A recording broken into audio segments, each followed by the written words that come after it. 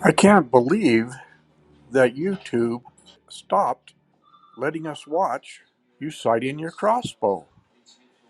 Sorry to see this, Rich. God bless and have a good day. Bye.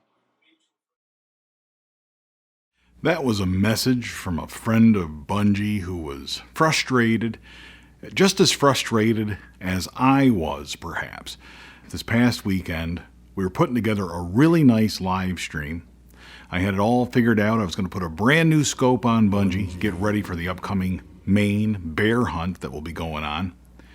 And I put that scope on during the live stream. I was going to sight it in with new arrows, the Maine hunter arrows that you might remember from last year's Crossbow Appreciation Month. Get ready for the upcoming Maine bear seasons. The live stream was going really, really well. I was turning the camera around, getting ready to take my second or third shot, and all of a sudden, the live stream went dead. YouTube shut down my live stream. What a way to wrap up Crossbow Appreciation Month, huh? We went from having such a great month. We had the Jumping the String video with Darren Cummings. We had the first ever Crossbow Appreciation Month Speed Week, where we talked about speed and its relationship to faster crossbows and longer shots, all those great topics. I posted a video where we shot a woodchuck at 50 yards with a new Scorpid Deathstalker 420, Bunjie the third. And we had the meet and greet, the third ever Death by Bunjie meet and greet, where we had a great time. 21 friends of Bunjie descended upon the woods of northeastern Pennsylvania to chase wild hogs. Bunjie got a wild hog with a pass-through at 40 yards and joined the One Shot, One Kill Club. So for me, it was really a shame to wrap up such a great Crossbow Appreciation Month with a problem like this with YouTube. A violation of community guidelines. What does that even mean? Now, I got an email from YouTube right off the bat telling me what had happened, telling me about the violation of community guidelines, telling me to look at the minute mark of 21:13 or something like that to see what went wrong, to see what the problem was. The problem is, they removed my video, and I don't have access to it. So I don't know what happened at or around 21 minutes into that video that caused them to take that video down. I don't know. A couple of friends of Bunjie had asked me, boy, I hope it wasn't my comments. I hope it wasn't something that I posted, something that you, as a friend of Bunjie, posted that got that video taken down.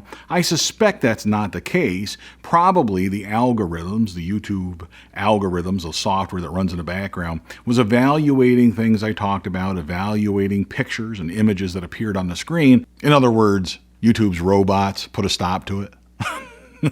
The other note that I got from YouTube sort of explaining what went wrong was just a blanket statement that said, YouTube does not allow live streams showing someone holding, handling, or transporting a firearm. They referred me to their firearms policy to learn more about that. Now, at first, my initial thoughts were, come on, this is a crossbow, not a firearm. Granted, in some places, they do consider crossbows to be a firearm. If you go up to New York, just up across the border from where I live, they call it a muzzle loader. People don't understand crossbows, so it's not too surprising that YouTube would also have problems with this. After all, YouTube is probably run by people who don't have a lot of time in the field hunting. But I still had a problem with it because YouTube's policy does not define firearms at all. It doesn't define them to include crossbows, and it doesn't exclude it either. When I watched the helpful video that YouTube provided, it really didn't help an awful lot. It shows cartoon characters holding guns and pistols and all that fun stuff, but nothing about crossbows.